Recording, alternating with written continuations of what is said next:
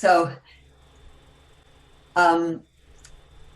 in 2015, our former president, I'll make this a little shorter than I had intended, but our former president, Norm Brecky, who can't make it to the meeting today. I did talk to him about it. He's in Seattle, but he's visiting his kids that he hasn't seen for 2 years. So he came up with a great idea of honoring the early founders and contributors to the Guild. And that first year we inducted 12 people. And some of them are sitting right here. And then 2 years later, we inducted 7 more people. And then 5 more people. And the numbers keep going down because we want to honor the contributors for sure. And Johnny Moses was representing Vi Hilbert. Spencer Shaw was also in that group.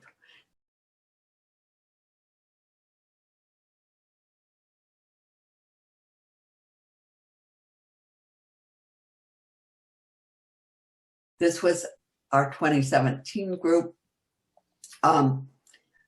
And Donald Braid is in Indiana, so he wasn't present. Claire Cuddy wasn't present in 2015. And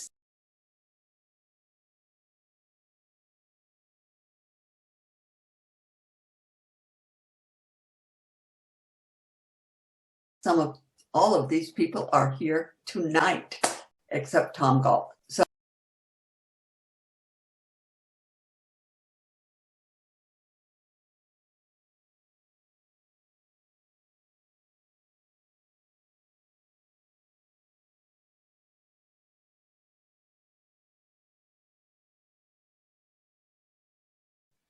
when I asked Virginia Rankin, what can I put in the publicity to get lots of people to come to our annual meeting, she said, ask Pat Peterson to tell. And I did. Pat agreed, and she's our first teller. As soon as she unmutes herself, we'll give a big round of applause for Pat Peterson, our first teller. Thank you, Judith. What a wonderful gathering. The tributes. We are rich with storytelling lovers and storytellers in the Seattle Guild. You know, it has been quite a year and more, has it not, my dears?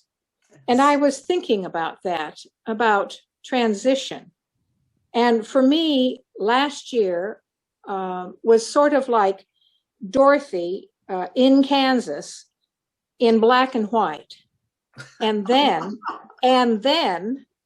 we were, with things opening up, we are now landing in Oz with all its glorious color.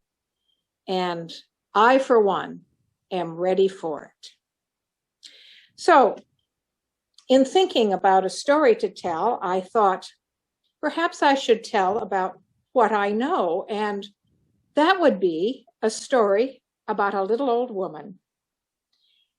A little old woman lived out in the woods in a sweet little cabin with a dog and a cat, and she was quite content. And she celebrated her 100th birthday.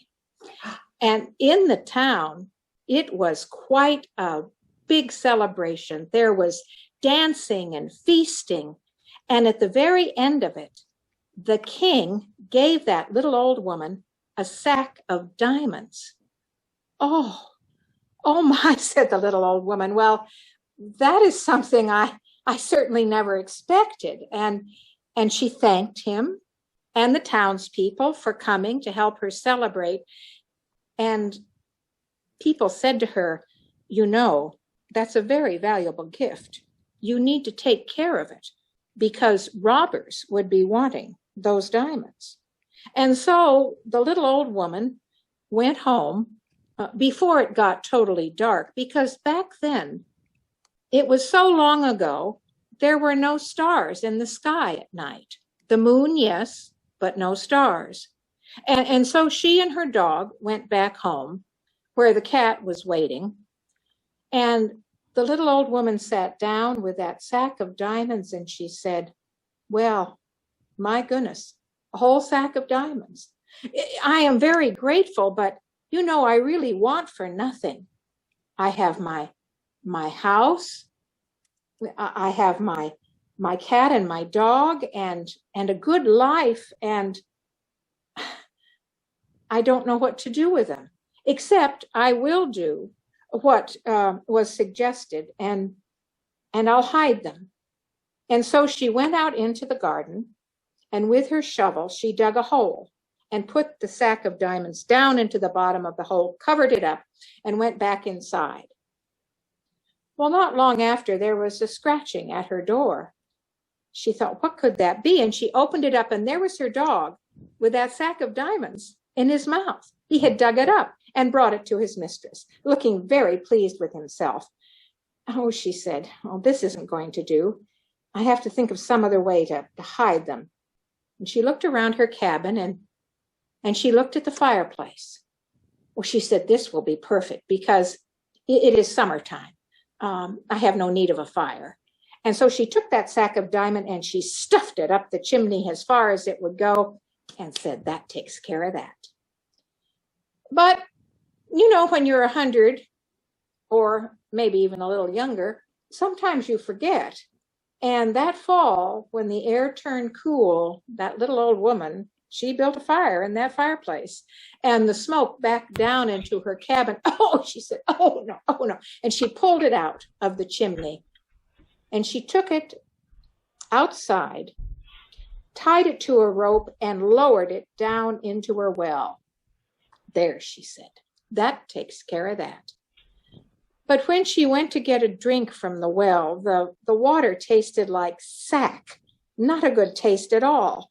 And so she brought it back up and set it down and looked at it. Well, I guess I'll have to keep closer tabs. And so she fashioned a sort of a backpack with that sack, and she carried it around on her back. But you know, even if you're younger than 100, carrying a big old sack of something around with you on your back can be very tiresome. And so she took it off, put it on the ground, and sat on it. Well, I'll tell you something you may or may not know, but sitting on a sack of diamonds is not very comfortable, particularly when you're 100 and a bit bony. Oh, she said, what am I going to do? And then she got an idea. Because little old women, be they 100 or younger, are often very good at coming up with ideas. And so she took that sack of diamonds, and just as the sun was beginning to set and the moon beginning to rise, she put it in her wheelbarrow and trundled it into town. And when no one was around, she took it out and set it right in the middle of the town square and turned around and hurried home as best she could with that dark sky above her, with only the moonlight to guide her. And when she got home, she said, well, that takes care of that. But early the next morning, there came a knocking on her door, and she opened it up to a group of the townspeople standing there with her sack of diamonds, saying, oh, my dear, you must have taken the sack with you when you went into town to do errands. And, well, you know, we all forget things, no matter how old we are. And so here it is. Goodbye. And do try to be careful. Very valuable, very valuable. And so she thanked them very much and went in and sat down. And she said, this will never do. And so all day long, she thought, and she thought, and she thought, and just about dusk, she came up with an idea. She went out of her cabin and found something that she was looking for. And very carefully, she fashioned it into a slingshot. And she went inside and took that sack of diamonds, and one after the other, she shot them up into that night sky where they stayed, one after the other, until she had launched the last one. Ah, she said, now that is a good use for them, because they're not just for me, they're for everyone. And so when you go outside, and true, the moon is going to be very bright the next few nights, you look up into that night sky and you will see the light of those diamonds sparkling there. A gift from that clever old woman, a gift to its all. Thank you.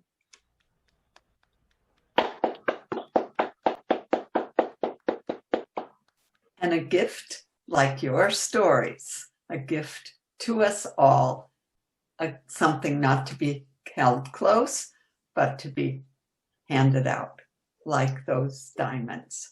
Thank you so much. And Afifi, as the newest member of our Golden Circle, are you ready to tell us a story now? You'll have to unmute yourself. Did you want to tell a story? Yeah. Okay, can you turn up your microphone a little? Can you hear me now? It's a little better now. Okay. All right, is it my time to tell? Yes. Yes, it is. She's going to need more volume. All right, I was 17 years old, and the Suez Canal was attacked, and I was working with the BBC Arabic section in the press, and they closed. So a friend of mine who was working with me said, "You want to come with me to Iraq? And I'm going to start to work in the broadcasting station, and you will work with me." I said, "Yes, I will go." So I went with her. She went with her husband, and when I was in the airplane, I sat near a British girl. Anyhow, by the time I arrived at the airport, they told me, "Where are you staying?" I said, "I'm staying in the YWCA." He said, "Okay, being a single woman, we need to have your passport, and you come and get it after 15 days. I said, "Okay." So I left my passport and stayed in the Y. 7 days, early in the morning at 6 o'clock, I went down to the basement to get my clothes, and I saw a lot of mob outside. I didn't know what was going on. So I rushed outside, and I saw a man with blood on his face and everything. I opened the gate, immediately pushed him inside and locked it, and ran up, walked the woman, the British woman. I told her, "Come on, somebody is dying down there. Come and help me." So we carried him and took him inside. And she said, "We need a doctor." I said, "Listen," she said, "We can't go. You are the only person who can speak Arabic." I said, "You have to bring me Abba so I can wear it so they don't know who I am." So she brought me the cook's Abba, and I covered myself and took a taxi. I was so afraid when I was going because I saw his car was burned, the driver was killed, and I was crying and shaking. And by the time I reached to get the doctor, he saw me, and he came with me, and he said, "Don't worry, I'll take care of it now." I said, "Okay." So I was shaking, and I saw they killed King Faisal, and they hanged the prime minister at that time. I saw him hanged, and that's why I was shaking. By the time we came back with the doctor, he saw the man and took care of him, and then left. The next day he woke up and said in English, "Where am I?"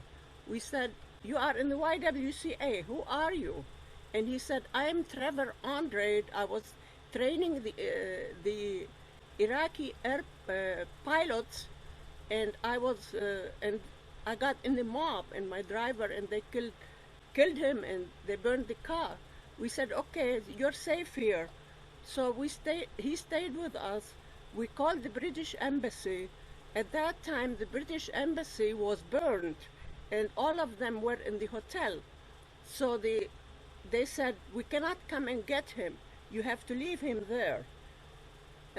So he stayed there on Friday because it's like Sunday here. We see a lot of mob and army, and they pushed the gate and came in and said, give us this British man. We pretended we don't know what you are talking about, and they went upstairs and got him down. As he was coming down, he took his a paper and wrote his name and his wife's name and the telephone number, and kissed me and said, please contact her. He thought he was going to be killed. And so I took, and then they took him up to the British Embassy. Within 5 hours, I got a call. We said, we want to speak to this Lebanese girl. And it was the British ambassador. He said, Trevor Andre told me you saved his life. And I just want to tell you, we're sending him on a charter to Cyprus. And he wants to thank you for everything you have done. And then he closed. He asked me if I can come see him. I said, no, sir, I'm not going any place. I was so afraid. So we were afraid there and stayed in the Y. And we were attacked every other day. So we had to leave the Y and went to a mansion, British mansion, and we stayed there for a month. So one time the cook told me, an Iraqi guy called you. I said, who is he? I was afraid they want to take my, news from me and write about me. And I said, take his name. He took his name. So I got his name next time. I called him. I said, this is Afifi. Did you call me? And he said, yeah. You remember, Nancy, you were sitting with her in the airplane, British girl? I said, yes. She said, she was evacuated to London. And she told me, you have to meet this beautiful Lebanese girl. And I want to meet you. I said, no, listen, I'm not going any place. And then I don't know anything here except the American embassy. He said, well, there is a cafe in front of the American embassy. I said, no. And then all of a sudden, I remembered I have my passport. I said, oh my God, maybe he can get my passport. So I agreed. I said, yeah, okay, I'll see you in the coffee. So I agreed, and we sat in the coffee. I was dressed up summer, hot like today, and he came in with a white dress and so on. And he came in, walked in, and I looked at him. I said, oh my God, he's so handsome. He looked like Omar Sharif. I hope I don't fall in love with him. I want only my passport. That's all I need to do. Concentrate, Afif, concentrate. And so he came and we sat, and then we talked, and he said, can I see you again? I said, yeah, only here. He wants to invite me other places. I said, no, I'm not going any place except here. So we met in the cafe about 5 times. Every time he comes, I ask him, did you get my passport? No, not yet. I said, I thought he's playing games on me because he wants to be with me. And then he said, can I see you? And again, I said, okay, this is the last time. So the last time was like 6th time. I said, did you get my passport? He said, yes. I said, really? Really? Show me. And he got my passport. I looked, my name, Lebanese passport. My heart was beating. Oh my God, my brain was, I said, what can I do right now? Oh, I have to work fast. So I took the passport, I put it in one pocket, and then I have a big handbag, so much stuff in it. I took the wallet from my handbag and put it in my other pocket. And then I said, oh, I need to go to the bathroom so much. It's bad. So, okay. I said, here's my handbag on the table. I'll be back. So I went to the bathroom, and then I said, okay. I left the bathroom, I ordered a taxi, and went to the YWCA. Well, I had all my clothes and luggage packed. I said to the taxi, wait for me right here. Take me to the airport. And he waited, and he took me to the airport. And when I arrived to the airport, you know, it was revolution, and they were asking me questions, and what's, you know, this editor, are you politics? I said, no, with women's section and all that, I don't do politics. And then it took 3 hours, and I was afraid this guy is gonna come after me. After that, I left in the airplane, and I couldn't believe I left after 3 hours. I went and arrived to Beirut. I told my mother, I didn't tell her anything what happened with me. I said, I'm going to Byblos, her hometown, and don't tell anybody I'm here. So I went every day for a week there to the Mediterranean, swimming and thinking about what happened with me, everything. And during that week, I got a letter. I opened the letter, and the letter said, this is a letter from Queen Elizabeth. It's our honor to award you to British Empire Medal for saving the life of Wing Commander Trevor Andre during the revolution in Iraq. I couldn't believe it. I said, how? I'm going to tell my mother now. I have to tell her what happened with me. I didn't tell her anything. So I took that letter and I told her the story, what happened. And then the man came from Britain with his wife. She offered to go to London and get my medal, but I was working with the American Life Insurance Company. I refused to go. And then he came with his wife, and they stayed for a month. I took him all over Lebanon, and they made a big party for me in the embassy, and all the newspaper people and VIP people and MP and everybody said, you did it, how did you do it? You're 17, 18 years old. I said, I don't know. I just opened the gate, I got him in, I don't know, I just don't know anything. They were all impressed by it. And by the time, you know, I got very good. And then the man then invited me to Cyprus to stay months there, and then invited me to London to stay a month. And then I went back to Lebanon. I still wanted to go to America. And I made my way to go to America. And so I went to London when I was 21, and I worked on the press section in the Moroccan embassy, in the press and cultural section. I was in charge of both of them because Morocco had just got its independence, and they wanted somebody like me who knows French, Arabic, and English. And so I was in charge of the press section in London for 3.5 years. And from there, my aim was to come to America. So there was a cultural attaché coming, and I told him I would like to move to Washington, D.C. And then I gave him my resume and my picture. I said, and then after maybe a year of that, I got a letter from the Moroccan embassy. They took me back to Washington on a diplomatic visa, and I was in charge of the press and the cultural section. And during that time, that's when I met my husband in the University of Maryland. This is the end of my story.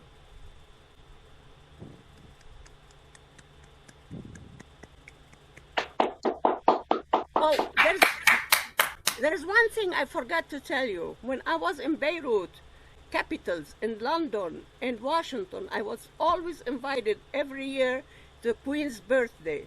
So my son is asking me to go to Washington, D.C. next year. If I have health, I said, okay, I will. I'll get my hat and I will put my gloves and my medal, and I want to go to the Queen's birthday.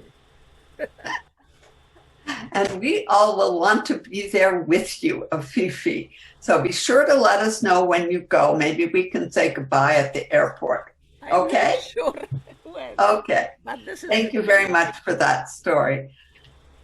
What adventures, what adventures.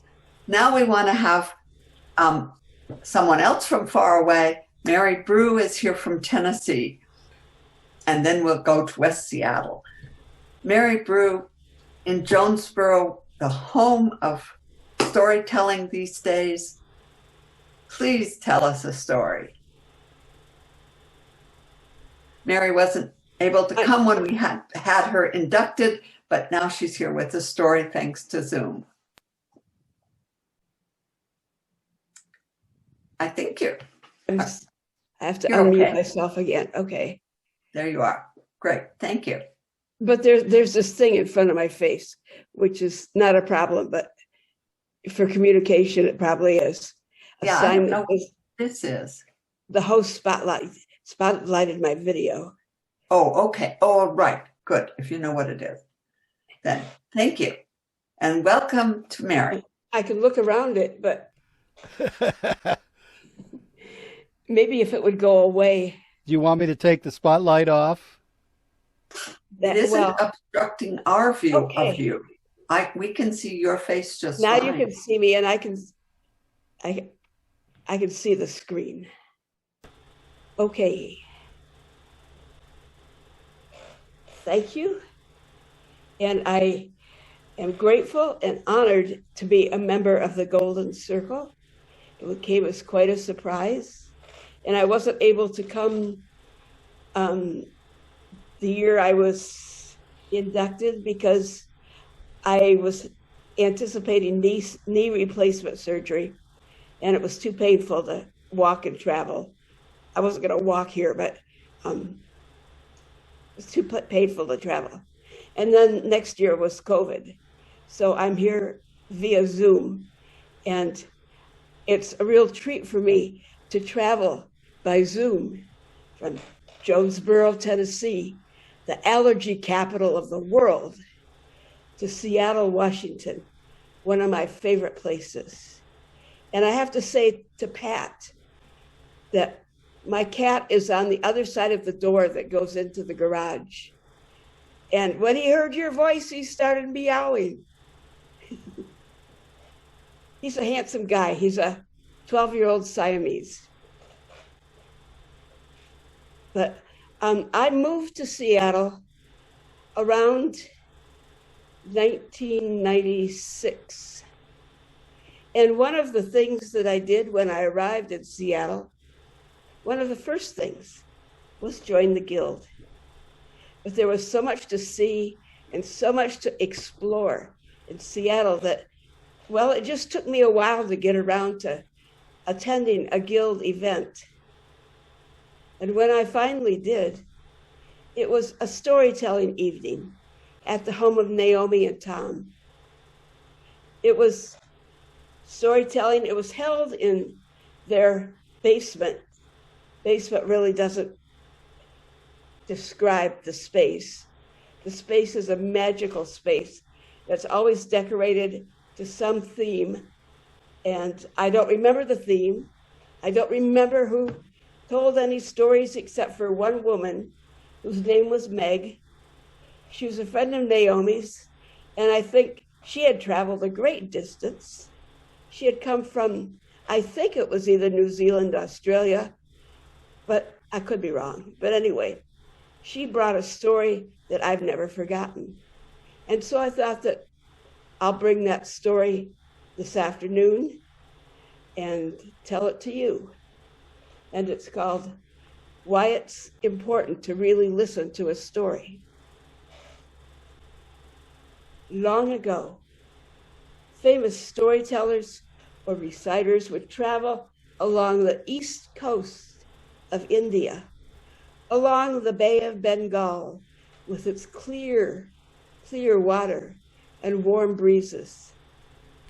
The storyteller would go from village to village, telling one of the great epics And when he was done, he would move on to the next village and tell the story again. And at each village, everyone came out to hear the story, as if they were going to a feast or a banquet. But in one village, there was one person who every year when his wife said, "Are you coming with me?" his answer was always the same: "I'm not interested." And so his wife went and he stayed behind. Well, one year, much to his wife's surprise, he agreed to go. And so they went. The wife sat in the front row. Her husband went to the back. He found a place to sit. The storyteller began chanting and singing the opening verses of the Ramayana. Everybody leaned in to hear the story. The husband in the back, he fell asleep. In the morning, when they got home, the wife asked her husband, "How did you like it?"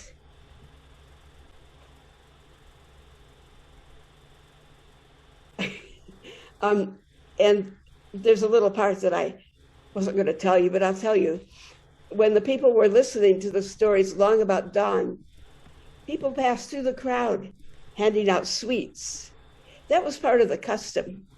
And someone placed a sweet in the open mouth of the sleeping man. And so when his wife said, "How did you like it?" he said, "It was very sweet." Well, his wife was pleased. He was already feeling the sweetness of the story. "The old stories are like that," she said to him. The next night, the wife and her husband went down to the park by the beach next to the Bay of Bengal to hear the next segment of the story. The wife went and sat in the front row. Her husband went to the back. He found a place to sit, leaning up against a tree. The storyteller continued the story. Everybody listened attentively, except the man, the husband, leaning up against the tree. His chin dropped to his chest, and he fell asleep. Sometime during the night, a child came and climbed up on his shoulders so that he could see over the heads of the crowd. And then before dawn, the child climbed off. When the man awoke, he thought, "Oh, my shoulders. Why are my shoulders so sore?"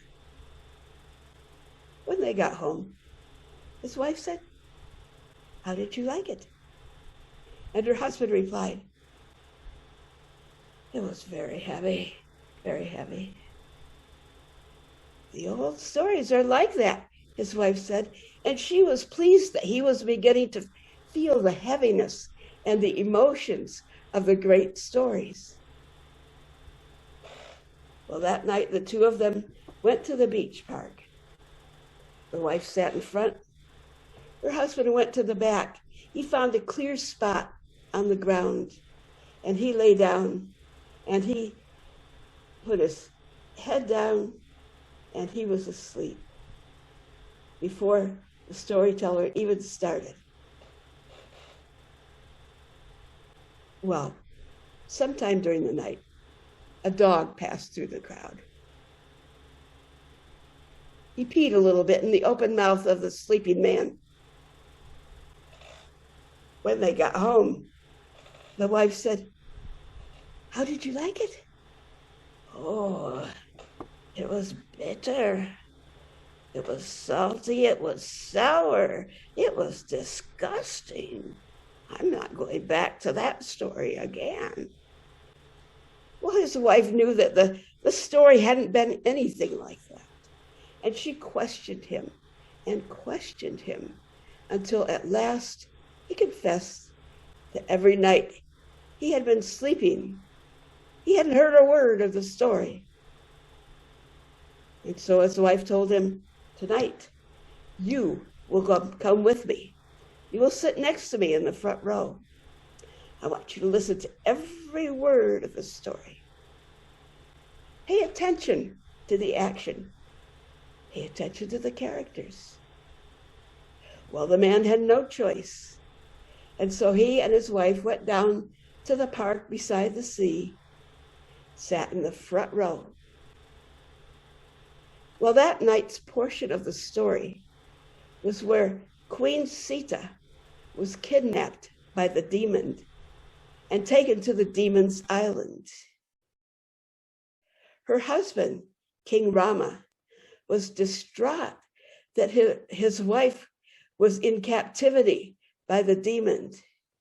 He wanted her to come back, and he didn't know how to get her back.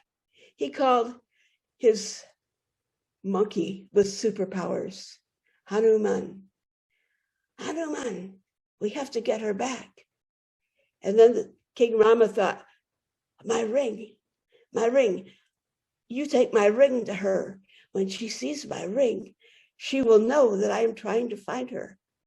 And so he took the ring from his finger, placed it in the hand of Hanuman, the monkey with superpowers. And Hanuman went to the edge of the sea. He leapt into the air, and his superpowers took over. He flew through the air, headed towards the demon's island. And as he was flying, that ring, it slipped from his hand and fell into the sea. Oh, what will I do? I've got to get that ring to the demon. King Rama will be so upset. What am I going to do? What am I going to do? And as he was wringing his hands, the husband, who had been sitting in the front row, listening to every word of the story, he called out, "Don't worry, Hanuman, I will get it for you." And he ran to the edge of the sea, and he dove into the water, and he swam, and he swam, and he swam. Remember, I mentioned how clear the water of the Bay of Bengal was. He looked down and he could see all the way to the bottom. And there on the ocean floor was the king's gold ring. The man dove down. He picked up the ring. He brought it back. He went and placed it in the hand of Hanuman. Well, everybody in the audience was amazed. They thought this man was someone special, someone who was blessed by Hanuman and blessed by King Rama. They thought and after that, they treated him as a wise and respected elder. And after that, I can tell you that man, the husband, behaved as a wise elder.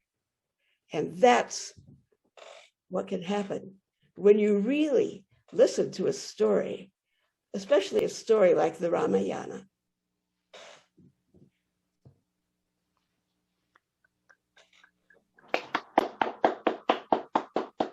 Thank you. Wow, that's a new take on why you must pay attention to stories. Thank you for that one. I'd never heard before. Thank now, we'd like to have our friend John Wasco tell a story. John, you're still here, right? John, I'm still here. Still here. John was reminding me about the West Seattle Bridge being out of commission, and I thought, oh my goodness, so how long? But I'm not sure if your story will have anything to do with that, but we're so glad you're here tonight. So tell us a story. Well, first I want to say thank you for this opportunity to be with you and to share stories.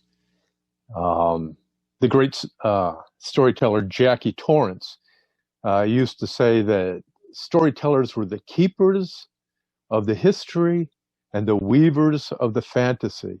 And we are certainly getting quite the nice mix of history and weaving a fantasy today. So it's a pleasure to be here. Now, some of you at least may know that I am in love with an island named Kauai.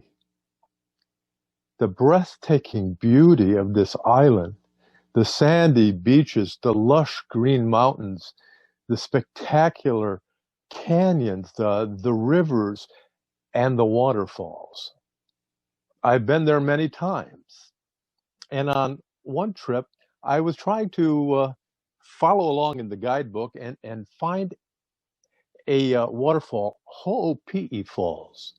Now, it wasn't one of these big, majestic falls. It was just a little waterfall, about 12-foot drop on this stream. But from the picture in the book, it looked just so charming. And there was a pool at the bottom where you could go swimming. And I said, oh, I think I want to find this waterfall. So I followed the directions, and I was in a residential area of Kapa'a and headed out of town, and I took a right turn on the road that I couldn't pronounce, but I knew it was the right road. But I didn't see any sign of a trail for the waterfall. And I drove down a ways, and I said, no, I've gone too far. I've missed it. I turned back, and I pulled the car over. I still couldn't find any sign of a trail. I got out of the car, and then from across the street at a house, two wonderful chocolate Labrador dogs came bounding over, tails wagging, greeting me like I was a long-lost friend. And oh, I had such a nice time petting them. And I said, oh, well, thank you for the greeting. And I don't know your name, so what shall I call you? With this beautiful chocolate brown color, I'm going to call one of you Choco, and I'm going to call the other Lot. Choco and Lot. Yeah, that's what I'll call you. Now, I noticed these dogs were not young. They had the, little gray in the muzzle. They were both older dogs, and I kind of think one was the son and one was the mom. And she was a little shorter and a little more stout, and he was a little longer in the leg. And it was very nice to be greeted that way. And then I got my walking stick out of the car, and I said, well, okay, it's time for me to go walk. Walk? They heard that word, and they took off down the road. And I said, I've got trail guides. They know exactly where to go. I followed the dogs, and there was this little gap between some trees, and sure enough, there was the head of the trail. And so down we went on this kind of gradual slope towards the stream. My two guides in the lead, and me following behind. As we went down there, it started to level off, and we got parallel with the stream. And of course, they had to go right into the stream, wading right in the middle of it. And they started lapping up the water, getting a nice drink for themselves. And I thought Lot was doing so much drinking. I thought, wow, boy, she's going to drink up that whole stream. Well, we walked a little bit further, and then the stream started to curve. And at that point, there were stepping stones, and I crossed over the stream, and the dogs followed me, and then just round the curve, there I was at the head of Ho'opi'i Falls, this beautiful, charming little waterfall. And so then there was a drop about 30 feet for me to take to continue on the walk a little ways further. And I made it. And then I looked behind, and the dogs had made it down too. And I walked a little further, I don't know, maybe another 15 feet, maybe 20. And then there was a place where I could see that you would have to climb down to the stream about 15 feet below. But then you could swim back to the waterfall. And so I left my walking stick there, and I left the dogs. And then I climbed down, took off my shirt and my sandals, and got into that beautiful water. Oh, it was a hot Hawaiian day, and that water felt so good. I swam and I swam. I swam right up to this beautiful cascade of water, 12 feet coming down, just me and the waterfall. And the current from the waterfall, I couldn't swim into the waterfall, but I got real close. So I continued my swim for about 20 minutes, and then I was done. Swam back and climbed out, put my sandals on and my shirt, and climbed back up. And there was my walking stick, and there were my companions. Chaco and Lot had been dutifully waiting for me. Kind of, a little sad that they couldn't make it down there too. And I said, well, now it's time to go home. So we all turned around and we went, about 15, 20 feet. And I started to climb up that 3-foot drop. And then I realized these old dogs couldn't get back up. They had gotten themselves down, but they could not get themselves back up that 3-foot drop. So they had been kind to me. I had to be kind in return, no doubt. I came back down, and at first I squatted down and put my arms under Chaco, and I lifted this big old Labrador up and onto the rocks above. And then it was Lot's turn. So I squatted down, and I put my arms under her, between her legs, and I lift, and I lift with the legs, not with the back, with the legs. Ooh, how much kibble did this dog eat? Lift with the legs. And I got her back up too. Well, they were most grateful. And so we made our way back across the stepping stones, along the stream, and then the trail started to incline again, go up. Now, I noticed that on the way down, the dogs were leading. But on the way up, I was the one leading. And I looked back after a while and realized, oh my, these old dogs are having quite a time. They don't have the vim and vigor they used to. And Chaco's doing pretty good. He wasn't that far behind me, but Lot, who had swallowed half the stream, was really going slow, huffing and puffing. And so I waited. And first, Chaco came, and he went into the grass off the trail and started chewing on grass, as dogs will do, especially if their stomach is a little upset. And we waited, and Lot finally made it up, and she ducked into the grass too. She was pretending like she was eating the grass. But really, I think she was just too embarrassed. She was kind of heaving some of that water that she had drunk too much of. But I did not take the occasion to embarrass her at all. And when she was ready, and they were both ready, we walked together. No one ahead of the other. We walked together all the way up to the top of the road. And when we got to the road, Lot headed straight for the house and the yard and a shady spot and plopped down unceremoniously and went to sleep. It's like, okay, I'm done. I'm sleeping. That's it. No goodbyes. He was just worn out. But Chaco stayed around for a little bit. I was able to thank him and pet him and asked him to thank Lot for me. They had both been such terrific trail guides. So then I put my stick in the car, and I got into the car and started to drive off. And I could see Chaco headed back across the road, back to his home, with his mom there, already knocked out. Well, eventually, of course, I had to come back to Alki Beach. another breathtaking spot where I live. But even now, when I stroll around the neighborhood and I see and come across an old dog, they're often, you can often tell because they've got that gray in their muzzle. They're older. I give them a little extra pat on the head. I give them a little extra love, a little extra patience, out of respect for my companions and trail guides, Chaco and Lot. Because I realized, sometimes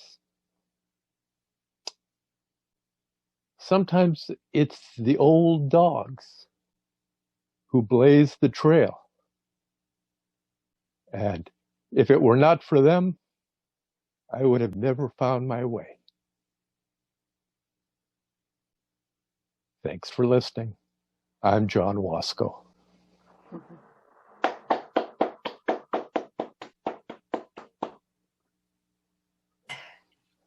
That's a real story.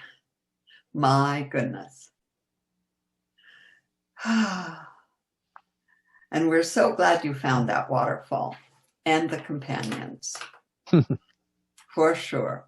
Now, I forgot to look at the time because I just want to keep hearing stories and keep hearing stories. And but we know that the time was announced as 3 p.m. And if you have to go, then so be it. And thank you very much for being here.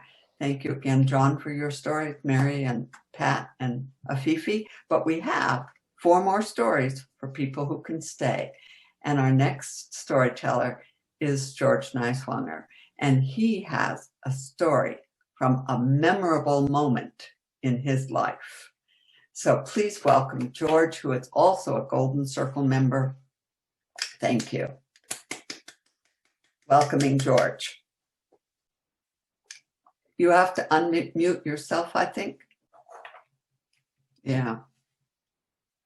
That's one of the trickiest things about this technology. We storytellers just want to talk, and sometimes it's not possible. Okay. Thank you. Thank you, Great. Judith. Thank Well, you, George. good afternoon, friends. I always like to listen to stories from my friends. The storytellers are really great. I remember each of the ones who preceded me the first time I heard each of them. First time I heard Pat. Mary, I remember we used to have neat sessions in your home. And John, the stories on your birthday. Those were fun. Yeah. Well, I'm going to follow John's example and do something different from me. I'm going to tell a personal story.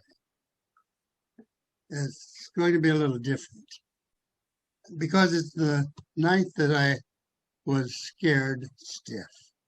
No, I wasn't either. I was scared out of my mind. I was absolutely frightened, terrified.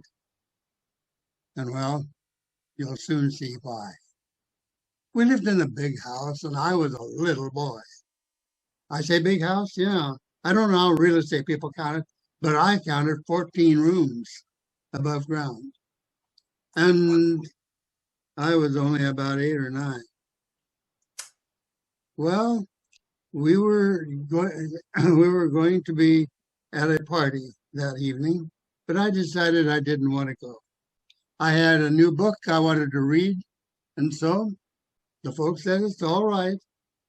Incidentally, in Walla Walla, in those days, years ago, it was fairly safe, even for a kid, to be alone.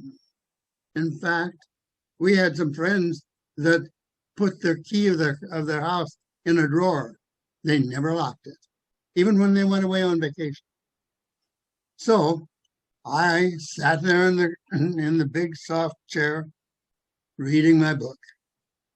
The folks drove off and they said, "We'll greet the hosts for you, but we'll tell them you're doing something important." And so I read.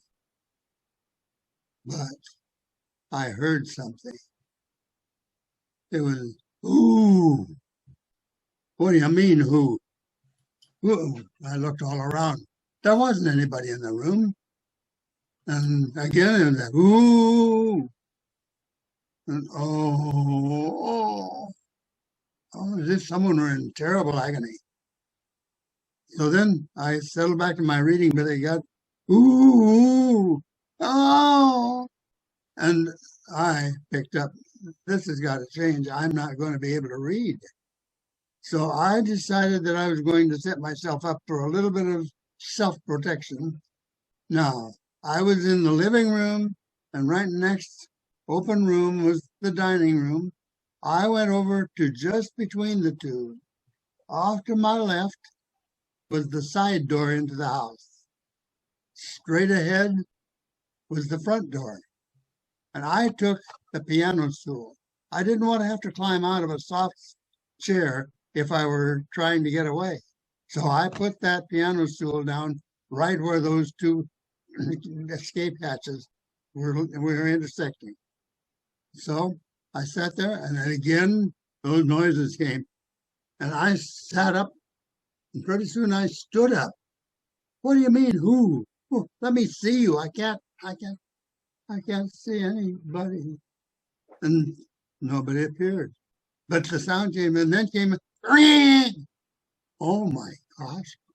I didn't stand still. I jumped. I landed standing on that piano stool. Now, I don't know if the weight of my body should have made that piano stool start revolving. I don't remember that. I guess it didn't, or I think I might remember. But I was standing up there. Where is all that noise coming from? And again, the who and the oh and the screech. Hey, whoever you are, show yourself. Nobody showed up. Nobody appeared. And it continued. And it was just all around me, some in my left ear and my right ear, as if they were both places at once. Oh, I was terrified. I was more than terrified, frightened out of my mind. Finally, after a while, it sort of subsided, as if the person were getting tired. Well, when I had a few minutes of no sound at all, I got back down on the ground, and then I did not go to that nice comfy chair that I'd have to climb out of if I wanted to get away. I stayed on that stool. But nothing did happen. And soon I saw out through the glass of the door on the left, the lights of the car, the folks driving into the garage, the doors closing. Oh, was I glad. They came in, and I told them all about these horrible noises, people in anguish, but I didn't know why. And the folks said, well, we'll have to find out about that. Meanwhile, here's a piece of cake. They sent one home for you. And so I sort of put everything else aside because I love cake. We went up to bed. The next morning, we kids bathed and dressed and came down for breakfast. My father was standing in the doorway of the room right next to the kitchen, and sort of his side and his back turned to us. Oh, George, you know those sounds that you heard last night? Well, I did some investigating. I found the source. And then he turned, and in his arms was a delightful little puppy. Underneath me was the coal roof. In bad weather, why, we stuffed the furnace with coal. But it was good weather, and so we didn't do anything. An interesting thing about that window of the coal room, all the driver had to do was push it a little, and it swung up out of the way, and he should deliver the coal, pull it back, but it couldn't be closed and locked.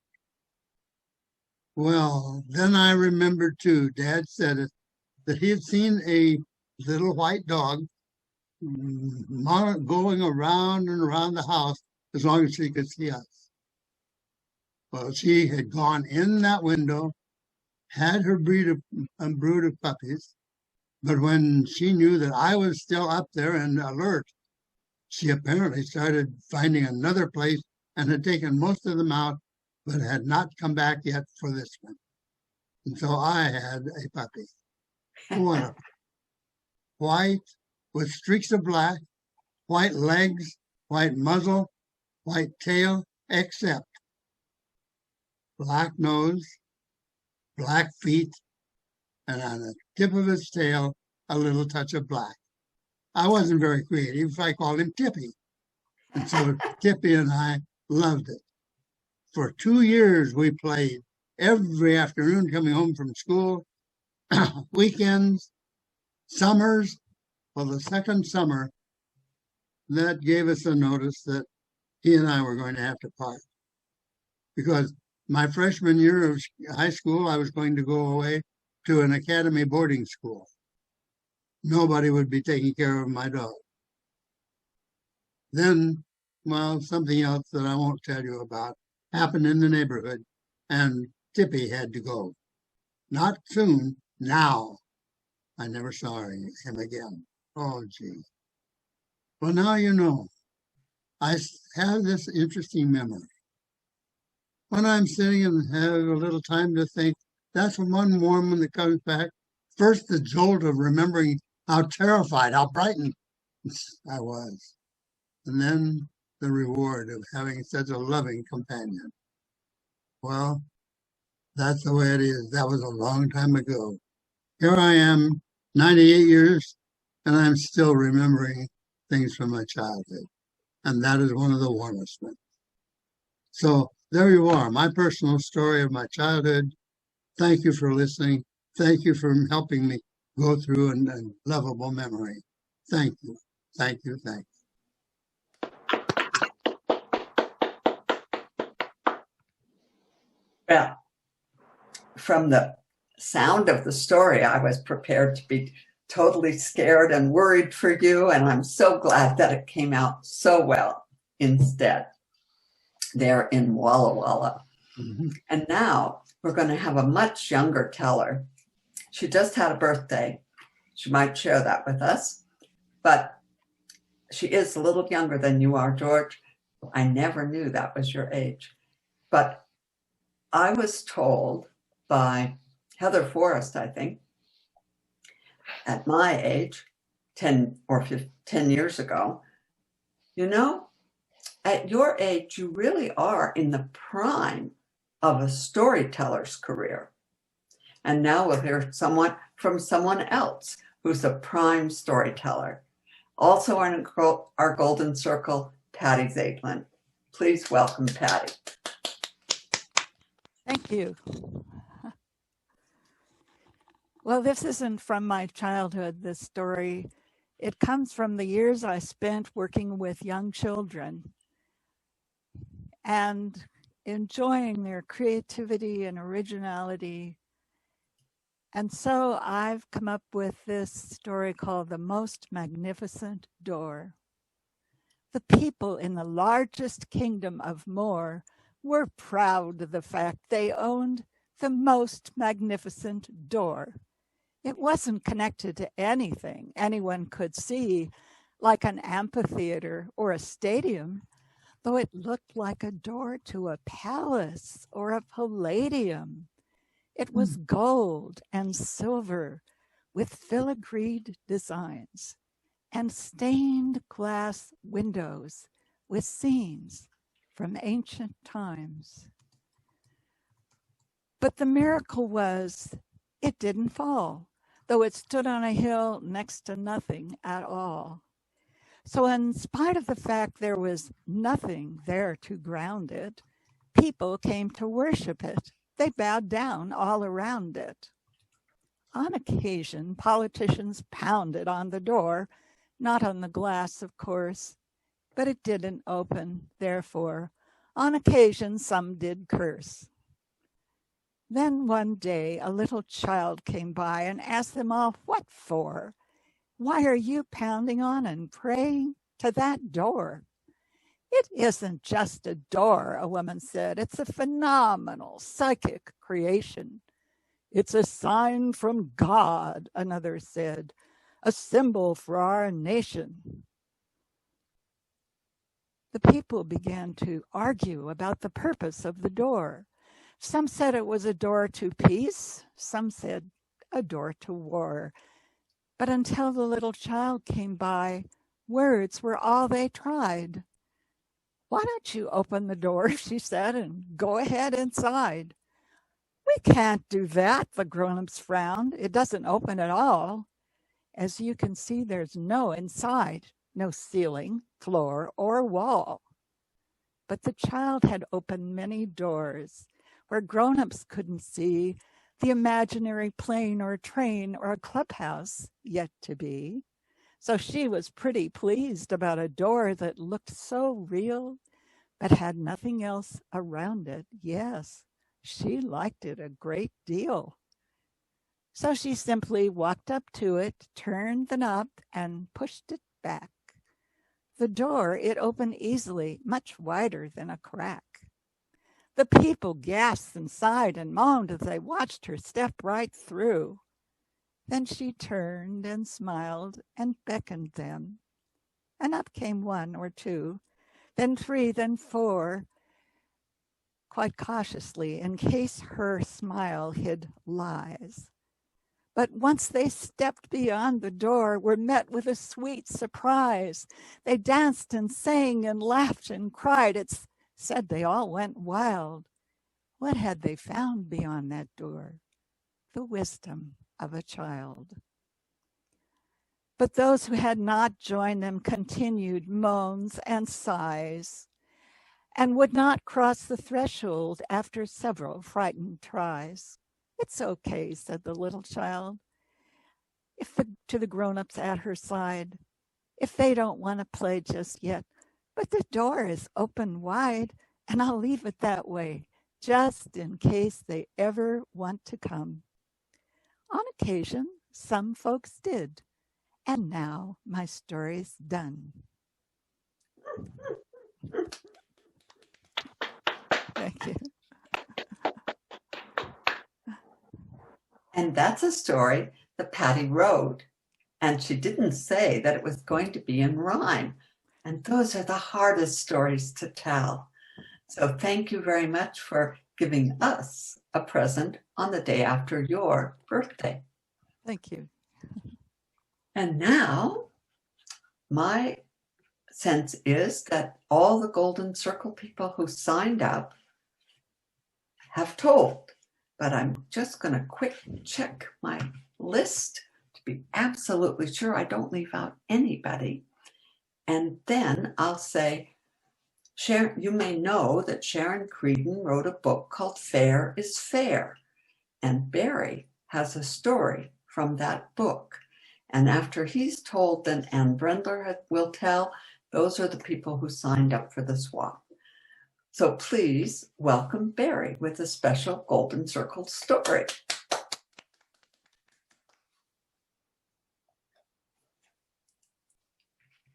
Unmute. Unmute yourself, Barry. Oh, you know that we have a few authors in our Golden Circle. There's Margaret, for example, who only wrote one book during the pandemic. To add to the 60 or so she's already written. I don't know. Maybe she was just too busy on Zoom or something. I'm not sure. And then there's Naomi. If you've ever been in Naomi's basement, you know her house is absolutely full of books. And she's written some too. And she's got some great stories in those books.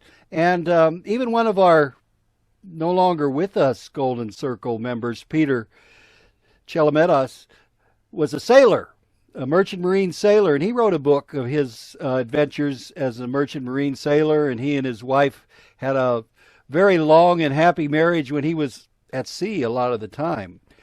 But Sharon Creedon has also been one of our first Golden Circle members, and she wrote a book called Fair is Fair because she was in the legal profession, and she wanted to write up a bunch of stories that had to do with legal, topics and such. And this is one that she picked up from Japan. And surprisingly, there's a whole bunch of stories about Uka, who was kind of a Solomon in Japan, a judge. But unfortunately, I started looking on Amazon, and the cheapest copies of his books are selling for like $900. But anyway, this particular story is in Fair is Fair, and it's a little bit more reasonable in price if you want to look for it.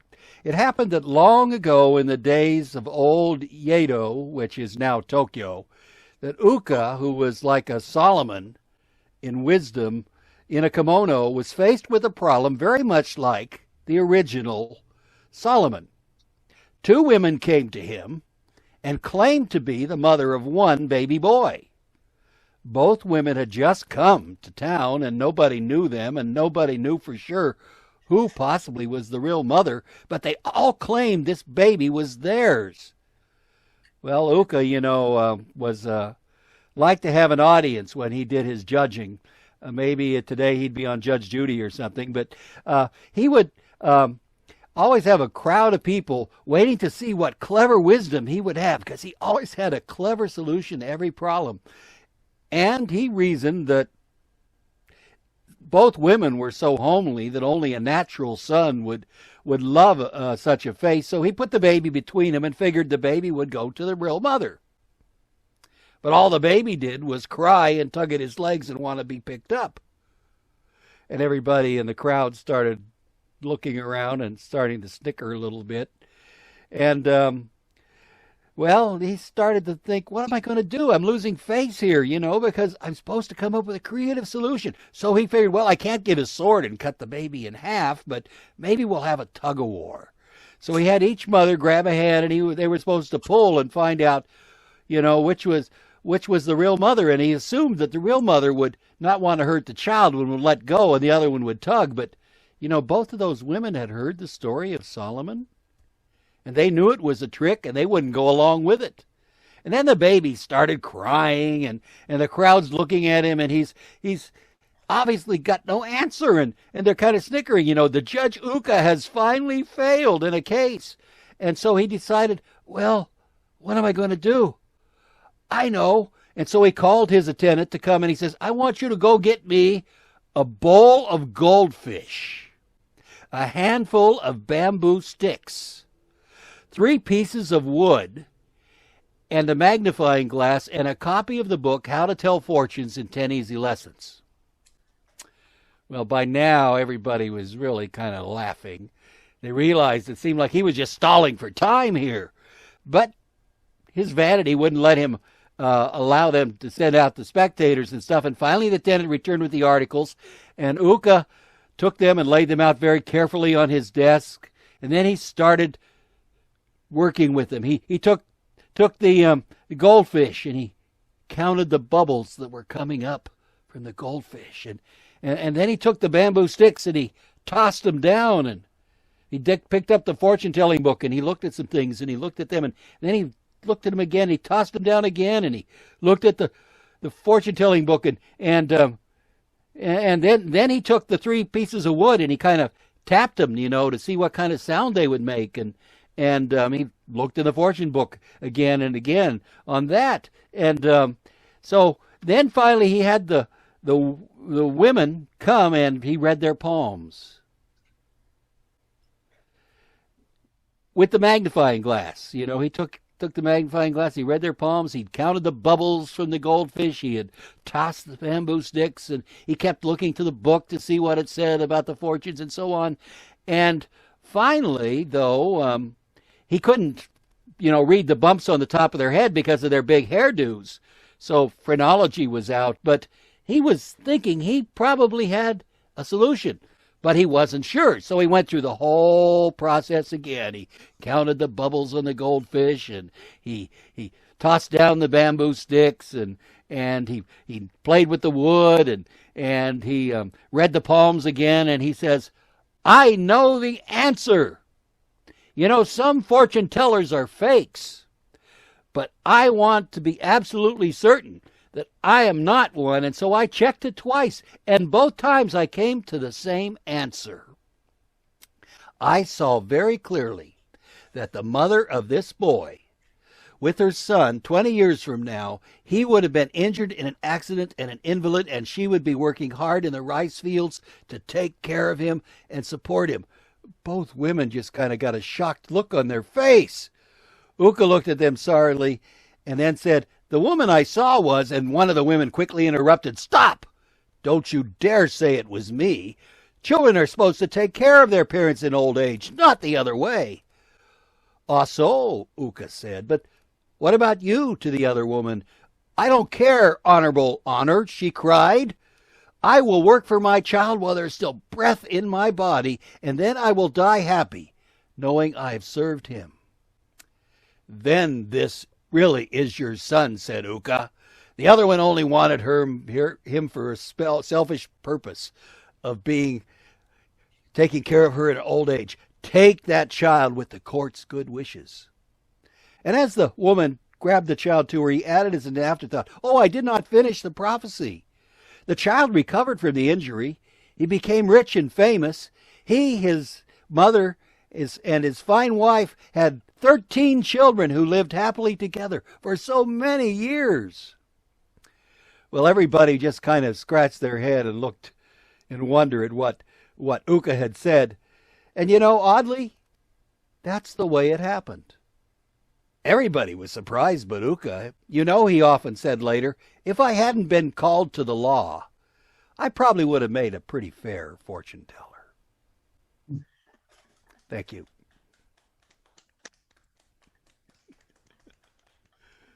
Thank you, Barry. That one. When you think about legal stories, you certainly don't think about Judge Uka, and you don't think about a funny story, but you did it. Thank you so much. And as far as I know, the last storyteller will be Ann Bredler. And she didn't share with me what kind of story it will be. So let us know and tell us a story, please. Thank you, Judith. The story I'm going to tell, I did tell at a guild swap a few weeks ago, but it is so dear to my heart. It was sent to me as a birthday gift and sent in Spanish, which I'm still learning. And I just love this story, so I want to share it with you all. Because for me, storytelling is one of the finest ways we have to teach. It's about a teacher. It's called The Watch. A young man came into a cafe ready to order his coffee drink when he noticed, seated alone at one of the tables, an elderly gentleman. The young man immediately recognized the gentleman, and he went over to him and said, "Oh, Professor, it is so good to see you. I'm so glad to see you. You had such an influence on my life. I have to tell you that I remember you with the fondest of memories. Do you remember me?" And the older gentleman looked and said, "I'm glad I had an influence on your life, but I'm sorry, I don't remember you. How is it that you remember me?" And the young man said, "Well, I became a teacher just like you." "Okay," said the older gentleman, "but still, you need to tell me more." And the young man said, "Well, a long time ago, when I was 9, I was in your class, and my best friend came to school one day with a brand new watch, and it was proudly displayed on his wrist. And I became very jealous of my best friend. And when my best friend took that watch off to go wash up at lunchtime, he put it in his backpack. And I took it from his backpack," said the young man. "And as a 9-year-old, I put it in my own backpack and thought I could get away with stealing this beautiful watch. Do you remember that? Do you remember me now?" "No," said the old gentleman. I'm sorry, I just still really don't remember you. Well, said the young man, let me tell you a little bit more. When my best friend discovered that his watch had been stolen, he came up to you and he told you all about it. And the old man said, well, okay. And then you made all of us stay after school. You wouldn't dismiss us that day until you had found the watch. And you asked for whoever had stolen it to come up to the front of the room and give it back. But I really wanted the watch, so I did not come up to the front of the room. And of course, because nobody else had stolen it, nobody else came up to the front of the room either. I'm beginning to remember this episode, said the old gentleman. Tell me more what happened. Well, said the young man, you made us stay after school, and you said to us all that we all needed to move our chairs and sit in a circle, and we needed to have our backpacks on the floor in front of us on top of our feet, and you were going to search all the backpacks until you found the watch. But there was one thing that you made us all do. You told us all we had to close our eyes. Oh, I do remember that, said the old gentleman. Well, now you remember me, said the young man. No, I don't remember you. Tell me more what happened. Well, said the young man, you went around from one pair of feet to the next pair of feet to the next pair of feet, and you were checking in all the backpacks. But of course, we all had our eyes closed, so we could feel our backpacks wiggle, but we couldn't tell whose backpack you were discovering anything in. And the old man said, yes, I do remember that. Well, then when you got back to the beginning of the circle, you held up the watch and you said, everybody can open their eyes now. And so we all opened our eyes and you said, here's the watch. And you gave it back to my best friend. Well, then you've got to remember who I am, said the young man. You've got to remember who I am. And the old gentleman said, well, I do completely remember the episode now. I did check in all the backpacks, but it was a little tricky for me doing it. Well, you never said anything to me, said the young man. You never scolded me. You never reprimanded me. You never said I couldn't go out to recess. You never wrote my parents a note. You never even spoke to me about it. And for that, I really thank you, because you saved my dignity that day. I realized I had done a terrible thing and you just ignored it, and you knew I was wrong, but you never scolded me. Well, of course I wouldn't scold you, said the older gentleman. I remember the incident, but I don't remember you. And the reason is that I also had my eyes closed as I searched. The moral of the story is that if you need to humiliate a student to teach them when they've done wrong, then you do not know how to teach. The end.